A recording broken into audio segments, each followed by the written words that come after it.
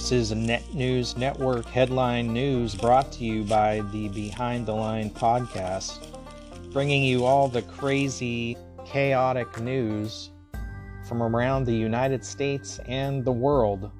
Tune in to what you won't hear the MSN talking about. North Korea is continuing to ramp up tensions in the South Pacific. North Korea fired at least 6 missiles into the sea on Thursday, including an intercontinental ballistic missile that triggered evacuation warnings and halted trains in northern Japan, adding to a recent barrage of weapons tests that has escalated tensions in the region. The ICBM test was followed by launches of 2 short-range ballistic missiles in the morning, drawing swift condemnation by North Korea's neighbors and the United States, which reacted by extending ongoing joint Air Force exercises with South Korea. The South Korean and Japanese militaries said North Korea later fired 3 more short-range missiles into waters off its eastern coast. Those launches came an hour after a senior North Korean military official issued a statement threatening retaliation over the extension of the U.S.-South Korea drills. Japanese Defense Minister Yakuza Hamada said the missiles traveled as far as 500 kilometers or 300 miles. On Wednesday, North Korea fired more than 20 missiles, the most it has launched in a single day. After already setting an annual record with dozens of ballistic launches in 2022, North Korea has further dialed up its testing activity since late September, including what it described as simulated nuclear attacks on South Korea and U.S. targets. It has said its tests are meant as a warning against the United States military drills with allies South Korea and Japan, which it portrays as rehearsals for a potential invasion. The Japanese government initially feared North Korea fired a missile over its northern territory, but later adjusted its assessment. Japanese Chief Cabinet Secretary Hirokazu Matsumoto said the alerts were based on a trajectory analysis that indicated a flyover. The Office of Japanese Prime Minister Fumio Kishida broadcast alerts through television, radio, mobile phones, and public loudspeakers to residents of the northern prefectures of Miyagi, Yamagata, and Niigata, instructing them to go inside strong buildings or underground. North Korean missile activity is a particular concern in Niigata, which is home to 7 reactors at the Kashiwazaki Kariwa nuclear power plant. Those reactors are currently offline, and Japanese authorities say no abnormalities have been detected. On Sadu Island, just off Niigata's northern coast, fishermen rushed back from sea at the sound of sirens blaring from community speaker systems. One fisherman told NTV television he no longer feels safe going out to sea. I mean, really, how long are we going to put up with this guy just launching missile after missile after missile? At some point, it's going to be a real launch, or one of these missiles he launches isn't going to fly right, and it's going to land in Japan or South Korea, and who knows what will happen then. Well, in response to that little North Korean freak launching so many missiles, the U.S. and South Korea issued a joint warning to North Korea on Thursday, warning that any use of nuclear weapons would result in the end of Kim Jong-un's regime. North Korea fired an unprecedented 23 missiles in a single day on Wednesday amid extensive joint Air Force exercises between the U.S. and South Korea. Kim's regime has made veiled threats about nuclear weapons in recent days as well. Any nuclear attack against the United States or its allies and partners, including the use of non-strategic nuclear weapons, is unacceptable and will result in the end of the Kim regime, South Korean Defense Minister Jong-Sup Lee said Thursday in a joint news conference with the Defense Secretary Lloyd Austin. On top of this, North Korea is covertly shipping weapons to Russia. Sanctions have made it difficult for Russia to resupply itself, and the country has had to reach out to allies for equipment to use in the war in Ukraine. U.S. intelligence officials say North Korea is moving the shipments of artillery rounds through the Middle East and North Africa to disguise the true destination. It's not clear if the weapons are actually reaching Russian troops. The Biden administration plans to bring the issue before the UN, as it did when Iran was allegedly delivering weapons to Russia. A State Department spokesperson said there are existing sanctions in effect but there is a possibility of looking into additional measures to counter North Korea's actions. I feel like the North Korea thing is just a big distraction from what's going on in Russia, Ukraine, Europe, China. Something's going to touch off soon. It's just a roll of the dice of where it's going to happen, I guess. These countries see a very weak president and presidential administration in office in this country, and they're taking advantage of the weakness. Well, in case you're wondering how the Democrats' policies are working as far as law enforcement goes, the FBI has released 2021 statistics on law enforcement officers assaulted in the line of duty.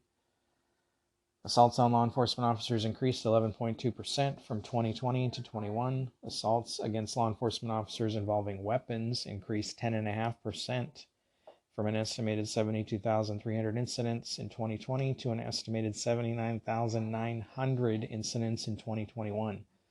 The estimated number of officers sustaining at least one injury as a result of assaults increased 18.3% from 2020 to 21. Of the 28.6% of the reported assaults occurred while officers were responding to disturbance calls.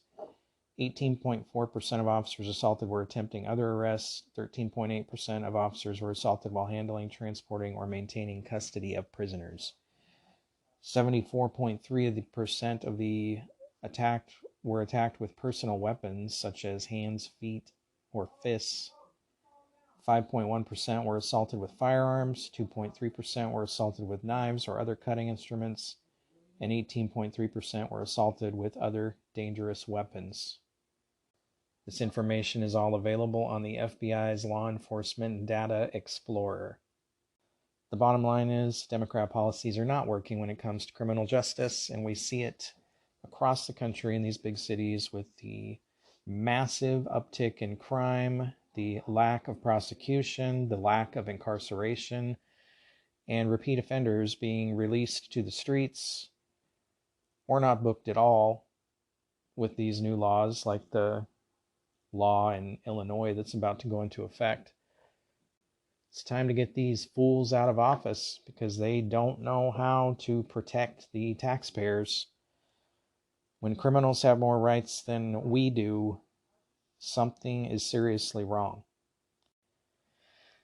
And here's something that I'm sure will come of no surprise to anybody. A book of federal rules and regulations was expanded by 45% in 2021. That's almost 50% increase in rules and regulations from the Fed. According to a new report from the Competitive Enterprise Institute, CEI, last year the Biden administration added 4,429 new rules to the Federal Register, a public record containing regulatory documents for general applicability and legal effect. The last time this figure exceeded 4,400 was in 1999 when the Clinton administration introduced 4,684 federal rules and regulations. The CEI libertarian-leaning think tank noted that it had been challenging to understand Biden's rulemaking efforts, mainly because of his campaign to shut down Trump-era transparency programs and slow the accounting process in the Federal Register. The implications of all this are that the spending and intervention embodied in Biden's American Rescue Plan, infrastructure, innovation, and inflation megabills will translate into greater rule counts in the coming months and years, wrote Clyde Wayne Cruz, the CEI Vice President for Policy and a Senior Fellow in the report. If the federal government expands by a large percentage, more rules and sub-regulatory guidance documents and other regulatory dark matter are imminent. By comparison, former President Donald Trump contributed a little more than 3,000 rules to the official journal of the federal government in his final year in office. However, Trump's Federal Register page count totaled 86,356 in 2020, down just 10% from former President Barack Obama's record in 2016 and the second highest on record. As part of one of his first acts in the White House, Trump signed an executive order that would require agencies to revoke 2 regulations for every new rule they wanted. That is a good plan. According to a 2016 small business regulation study by the U.S. Chamber of Commerce Foundation, it was estimated that the federal regulations alone cost the U.S. economy as much as $1.9 trillion in direct costs, higher prices, and lost productivity. These burdens disproportionately impact small businesses, as every $1 increase in per capita regulatory expenditures are directly correlated with decreases in the smallest firms, those employing between 1 and 4 persons. The 2020 edition of the Competitive Enterprise Institute's 10,000 Commandments report also projected that the hidden tax of regulations is approximately $1.9 trillion, and this does not include state and local regulations. That's just your federal government, folks. The report noted that if the costs of federal regulations were equated with the economy of a country, it would be the 8th largest economy in the world, right behind Italy and ahead of Brazil. Another 2019 study by Dustin Chambers, Courtney A. Collins, and Alan Krauss learned that more regulations lead to higher consumer prices. The researchers noted that a 10% jump in total regulation leads to a roughly 1% boost in prices, which has more of a significant impact on low-income households. Oh, those people the Democrats claim to care about so much. We're looking at a huge increase in federal regulations, massive government spending, and whoa, lo and behold, massive inflation, directly caused by that idiot in the White House. That same idiot who claims we have the lowest inflation in the world. Yeah, bud. The lowest inflation in a world of record high inflation. Overregulation imposes enormous hidden costs on our economy, and it creates huge compliance costs on businesses, which in turn slows economic growth and constrains job creation. As America's mountain of federal rules and regulations continue to grow, the cost on the economy increases. Does any of that look or sound familiar to what's going on right now? Does anybody have any question if these Democrats have no clue how to run a country and they've ran us right off a cliff, right off the side of the cliff and into the ground? So, just in case you're wondering how the election is going to go next week, you see the Democrats, and Biden especially, out there saying how it's going to take time to count votes and blah, blah, blah. It's funny, in the past, we always knew on election night who won or who lost. And now, with all this extra technology and everything they employ to count votes, somehow it takes even longer than it did in the 70s and 80s and 90s. Now, U.S. Cybersecurity Chief Jen Easterly said the Cybersecurity and Infrastructure Security Agency does not censor information, and voters should expect normal errors and glitches, such as burst water pipes during the midterm election next week.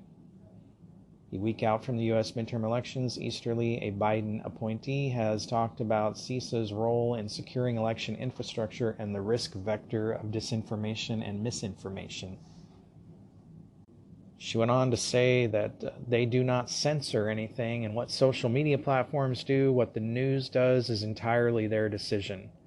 CISA, which sits within the Department of Homeland Security, was set up in 2018 to understand, manage, and reduce risk to the critical cyber and physical infrastructure Americans rely on every day. This includes election infrastructure. The cybersecurity chief said voters should expect errors and glitches in the upcoming midterms, which she insisted were normal. As such, she said election officials asked her to pass on a message to Americans. There are going to be errors, there are going to be glitches that happen in every election, but that's why there are multiple layers of security controls and resilience built into the system. These things are going to happen. Somebody will forget their key to the polling place, a water pipe will burst. These things are normal, they're not nefarious. I don't recall in the past this being such an issue all the time, ever. Just, this is something within the last decade that's reared its ugly head. Interestingly enough, Easterly is one of several key officials in President Joe Biden's administration ordered to testify under oath in a deposition about their roles in a case alleging collusion between the federal government and big tech companies to censor users. The plaintiffs in the case, the attorneys general of Louisiana, Missouri, and others, allege that Easterly supervises the nerve center of federally directed censorship. Remember that Big Brother organization that was going to be under DHS that went away before it actually appeared because at the announcement of it there was so much public outcry? Makes you wonder if this little agency took over that role. CISA, which sits within the Department of Homeland Security, is accused of directly flagging misinformation to social media companies for censorship. Further, Easterly is accused of claiming that speech on social media is a form of infrastructure, which therefore falls within her agency's mission to protect infrastructure. Easterly is quoted in the court filing as claiming that most critical infrastructure is a cognitive infrastructure. That's not infrastructure. Our free speech is not infrastructure. And if you want to call social media infrastructure, then I would think it would fall under infrastructure rules and laws, in which case social media companies would not be able to censure anybody, because at that point it would be considered more of a public agency, not a private business. The lawsuit also notes text messages between Easterly and a former CISA agent, Matt Masterson, who now works at a social media platform, which ultimately centers around how Easterly allegedly seeks greater censorship, and that this would be done by federal pressure on social media platforms to increase censorship.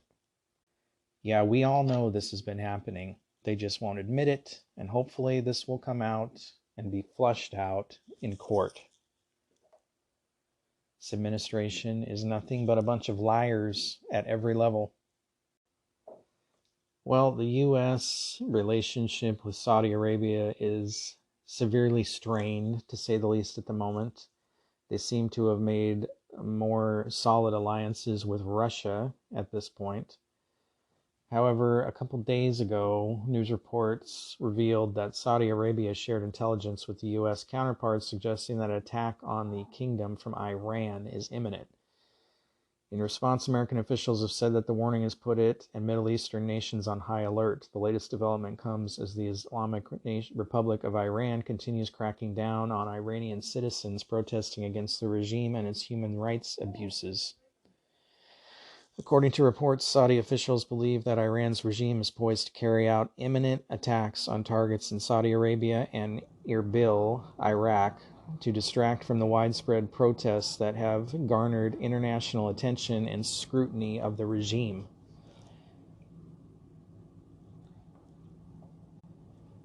See, I feel like this is a setup. The U.S. is looking for some way to get back in the good graces of Saudi Arabia. Saudi Arabia knows this. Saudi Arabia and Iran do not get along, and I feel like Saudi Arabia sees this as a way to get the U.S. to do something to Iran in hopes that we'll be back in the good graces of Saudi Arabia, and Saudi Arabia can eliminate Iran, or at the very least get a regime change in Iran, one that is more conducive to stability in the Middle East. And Saudi Arabia won't have to lift a finger. They'll get the U.S. to do it for them, because the U.S. is just looking for some way to get Saudi Arabia to coalesce with the petroleum situation and the petrodollar situation that is sitting precariously on the cliff. The spokesperson further stated that America will not hesitate to act in the defense of our interests and partners in the region.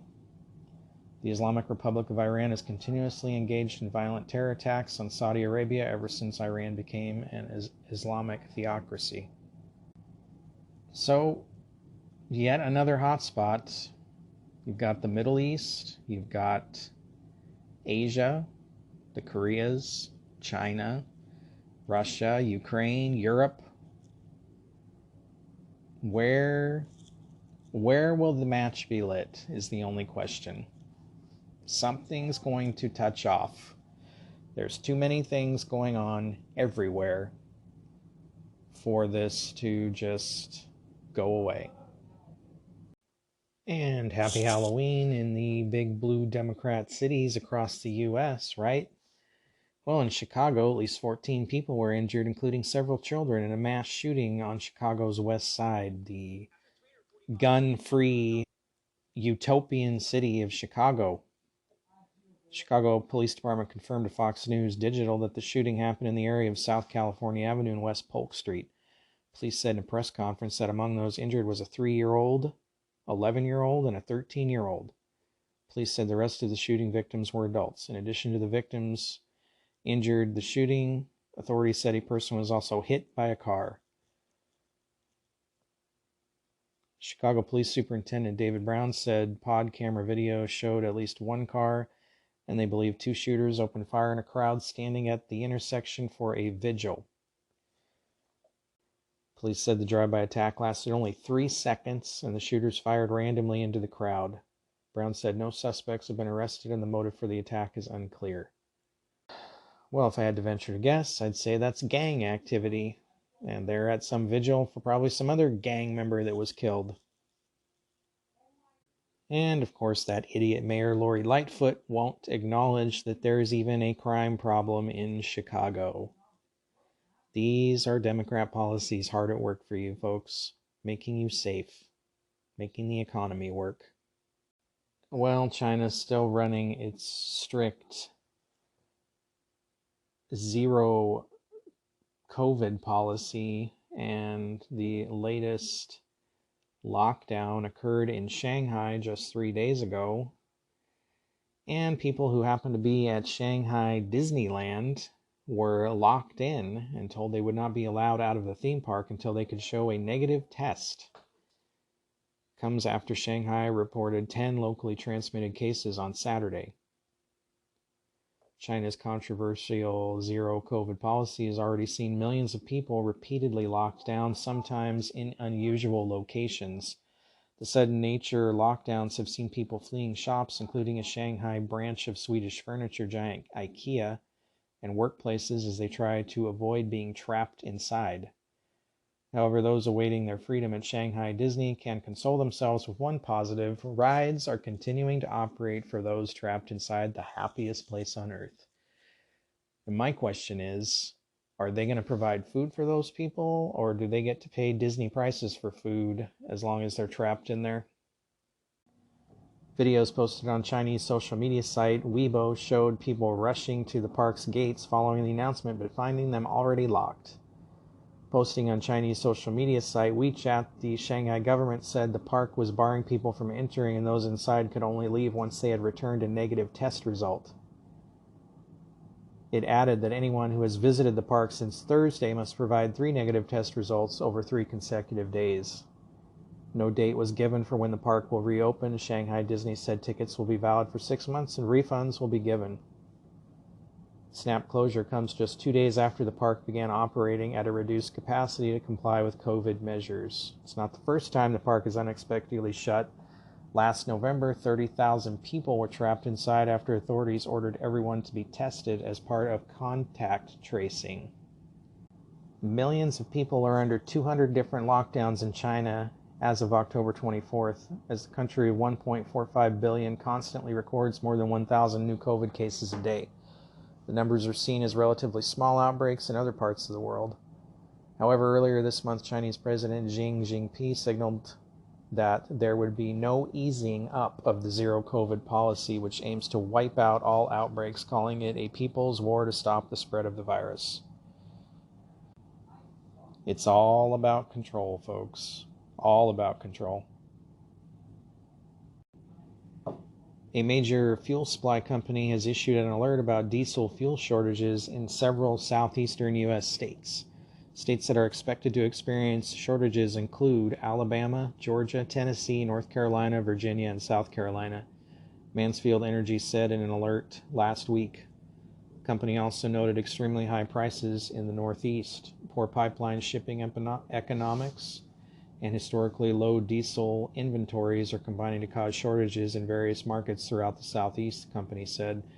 These have been occurring sporadically, with areas like Tennessee seeing particularly acute challenges. It noted that fuel prices are 30 to 80 cents higher than the posted market average due to tight supply, while saying that fuel suppliers have to pull from higher cost options at a time when low-high spreads are much wider than normal. Fuel carriers are now having to go to multiple terminals to find supply, which delays deliveries and strains local trucking capacity. Due to rapidly devolving conditions, the firm issued its Alert Level 4 to address the volatility, according to the statement. For the southeastern United States, Mansfield said it is issuing a code red alert and is requesting 72-hour notice for deliveries when possible to ensure fuel and freight can be secured at economical levels. Diesel enables most of the shipping across the United States, and it is used by long-haul trucks and freight trains. While gasoline prices have dropped since they posted record highs in June, diesel hasn't decreased nearly as much and currently stands at $5.31 per gallon, according to AAA. Bottlenecks in supply chains caused by COVID-19 lockdowns and soaring energy prices have added to rising price levels. Data released earlier this month shows the Consumer Price Index, a key inflation metric, has risen 8.2% year over year in September. Democrats and President Biden, meanwhile, blame Russia for the war in Ukraine for the spike in prices and low supply. We have enough fuel, oil in the ground right here in the good old USA to give us our very own supply without having to rely on any other country for it. But good old President B decided that we aren't going to be self-sufficient. He shut down oil pipelines. He stopped drilling for oil. Again, Democrat policies are the cause of all these woes, not Russia, not Putin. If we run out of diesel, then that will literally affect everything else in this country. There won't be groceries going to grocery stores. There won't be supplies going to every other store. Nothing will move in this country without diesel. The country's reserves of fuels were down to 25.9 days as of October 21st. That's just the reserves, but this should be your warning sign that if you haven't started prepping or putting extra food back, you should do that right now. You should have at least 3 to 6 months worth of food or extra food to get by. Ideally, you should have a year's worth of supply to sustain yourself. You prepare for any other emergency, you should be preparing for this. It's right in your face. All the warning signs are there. Do not rely on the government to be there for you or take care of you. Residents in the northeastern United States, Connecticut, and other New England states could be in trouble this winter when it comes to natural gas. Joe Nolan, the CEO of Eversource, said a shortage of natural gas poses a serious health and safety threat. Nolan sent a letter to President Joe Biden when she said something needed to be done to avoid a shortage this winter. In the letter, Nolan said rolling blackouts could be a solution that many customers might see. While New England energy companies warned about rolling blackouts in the past, Nolan claimed this season might be different. I am just concerned that if we get a polar vortex or a cold snap in the region, Northeast is historically some of the coldest areas of the U.S., that will not be enough. There will not be enough fuel for the electric generating units in the area to supply electricity for our customers, he said.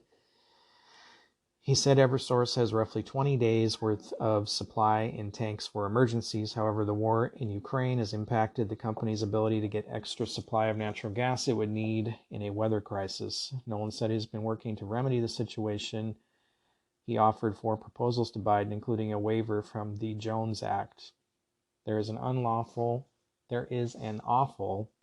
lot of liquefied natural gas that's down in the Gulf that we could access if we get relief from the Jones Act, which would allow a foreign flag vessel to go to the Gulf and fill up and come to the Northeast and deliver liquefied natural gas, which right now we are not allowed to do, Nolan said. The Jones Act requires only American ships to deliver fuel to U.S. ports. The act could be waived, like the administration did for Puerto Rico last month, to ensure more diesel could get to hurricane victims. Nolan said there aren't enough United States ships to do the job. You can take some of the ships that previously sailed and unloaded their cargo in Europe, bring them back to the Gulf states, fill them up with liquefied natural gas, and have them drop it off at ports in New England, he said. I think this will be the best immediate solution. Quinnipiac professor David Caden said other proposals included invoking the Defense Production Act or declaring a severe natural gas shortage. Caden said he believes prices for customers could spike, so Eversource is getting ready. I think this is a way for the CEO to try and provide some cover for himself in the sense that we are going to see significant price rises for energy, Caden said. Of course, nothing is being done right at this moment because midterms are coming up and we can't be declaring a natural gas shortage or energy shortage or rolling blackouts this winter before the election. Once the election is over, my guess is you're going to see some sort of action taken. Otherwise, people are going to be freezing to death in the Northeast. Meanwhile, while Americans are looking at suffering, Biden is promising records amount of liquefied natural gas being sent from the U.S. to Europe. I'm sorry, but America first, bud. Quit sending our natural resources to other countries when we need them here. In an article by Yahoo Finance on this natural gas shortage, it says it is unlikely that U.S. gas prices will climb anywhere near European levels, but they are up by a whopping 300% from a few years ago when gas was cheap because it was abundant, because Democrats weren't in office. That sort of price increase affects everything along the supply chain that involves electricity produced using gas, sending ripples across the economy. And the more gas utilities used for lack of reliable alternatives, the longer the energy-driven inflation will continue. Democrat policies have put us in this position of weakness. We need drilling and production right here in the U.S. where we can rely on ourselves to provide what we need. This is a national security issue. We should not be relying on foreign countries for infrastructure, for basic needs, heat, electricity, food.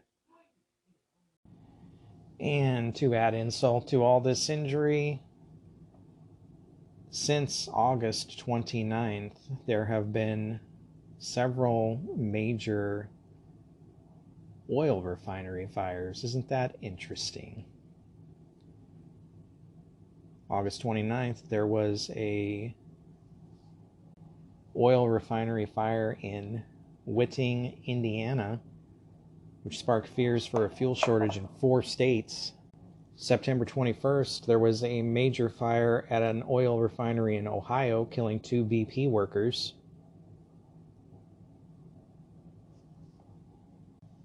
And just last night, there was a major fire at a Corpus Christi Valero oil refinery. Isn't that interesting? We already have all these fuel shortages, and then we've got all these oil refinery fires happening. The Valero plant puts out 290,000 barrels a day, and they also refine diesel at that location. They would not comment on the extent of the refinery affected by the fire. The Ohio facility put out 160,000 barrels of crude a day, was the second fire at a BP oil refinery in less than a month. It's unclear if that plant has since reopened or not. The Indiana plant, also a BP plant, was processing 440,000 barrels of crude a day. So it's just interesting that suddenly, and the cause of the fire in Indiana was an electrical problem, supposedly. It's just interesting that these things are happening when we already have all these other problems and shortages, and it's just coincidence, I'm sure. You know, if I didn't know any better, I'd look at all these things going on and say that somebody is waging a guerrilla type war against the United States, where you attack infrastructure. In the end, what can we do about all these things happening? Not a lot. We can vote and hope that our votes actually count and matter, and that maybe we can get some people in that will make some changes and turn this around somewhat. But I think we're already headed for the bottom, regardless of who gets into office at this point. So the best thing you can do is prepare for yourself and have the things you need on hand in case of anything. You should prepare for any kind of emergency. You should have food, water, a heat source of some kind, medications, whatever you're going to need. Don't rely on anybody else, especially the government, to provide for you. Grocery stores could experience shortages. You could be facing rolling blackouts where you live. Just be ready. Don't wait till the last minute. Prepare now. If nothing happens, then you've got extra for some other time. But it is just prudent to be prepared. Considerable evidence points to the COVID-19 pandemic being linked to the highest level laboratory in Wuhan, China, that's located near where the first cases were reported. A U.S. Senate report released on October 27th states, substantial evidence suggests that the COVID-19 pandemic was the result of a research-related incident associated with a laboratory in Wuhan, China, the report states. A research-related incident is consistent with the early epidemiology showing rapid spread of the virus exclusively in Wuhan, with the earliest calls for assistance being located in the same district as the Wuhan Institute of Virology's original campus in central Wuhan. The WIV is an epicenter of advanced coronavirus research, where researchers have collected samples of and experimented on high-risk coronaviruses. The origins of COVID-19 are still unknown. Some scientists lean toward a lab origin, which would mean the virus leaked or was released by Chinese researchers. Others favor a natural origin theory. The report states that the natural origin remains possible, but noted that evidence found in previous instances of a virus starting in nature hasn't been identified for COVID-19, such as the original animal host. Such gaps include the failure to identify the original host reservoir, the failure to identify a candidate intermediate host species, and the lack of serological or epidemiological evidence showing transmission from animals to humans, among others outlined in this report, the report states. As a result of these evidentiary gaps, it is hard to treat the natural zoonotic spillover theory as the presumptive origin of the COVID-19 pandemic. The 35-page document was produced by minority staff on the Senate Health, Education, Labor, and Pensions Committee under the direction of Senator Richard Burr, the panel's ranking Republican member. It was described as an interim report. Staffers spent 15 months poring over hundreds of scientific studies, interviewing dozens of subject matter experts, and analyzing previous reports and studies on the possible origins, Burr said. I believe that this report provides a significant contribution to the existing body of evidence and helps establish parameters for how future analysis should be reviewed, he said. Chinese Communist Party's lack of transparency prevents researching a more definitive conclusion, he said. Burr and Senator Patty Murray, the panel's chair, in June 2021 announced a bipartisan effort that was to include reviewing information from federal agencies and relevant experts regarding the origins of the virus that causes COVID-19 and regarding how to improve the nation's ability to assess the safety and security of biosafety laboratories. Neither Murray nor her staff were said to be involved in the interim report. Imagine that. Murray's spokesperson didn't respond to a request by the Epoch Times for a comment on this story by press time. The report came after a recent study concluded that the odds of a natural origin for COVID-19 were less than 1 in 100 million after analyzing qualitative aspects such as virus features. Gee, I wonder why we're not hearing about this in the mainstream. I think most of us with half a brain knew this was the case from the beginning, but Democrats, for whatever reason, don't want to accept this or talk about it. They don't want to strain Chinese-American relations any further, especially Biden, who is so embedded with the Chinese, and other Democrat politicians also embedded with the Chinese.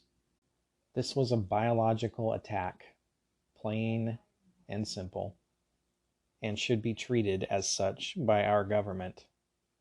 And those people within our government who were assisting this lab and providing money to this lab, such as Dr. Fauci, should be held accountable for this, for all these deaths and all these health problems related to it.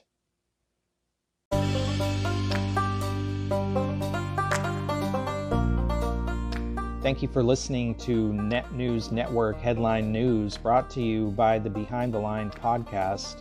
For more, you can listen to us at the BehindTheLinePodcast.com or right here on Net News Network. We can also be found on Facebook, YouTube, Truth Social, Parler, Gab, Twitter, Telegram, Reddit, Spotify, iHeartRadio, Google Podcasts, Anchor FM, and anywhere else your favorite podcasts are found. Thank you for listening. Please like and subscribe and share.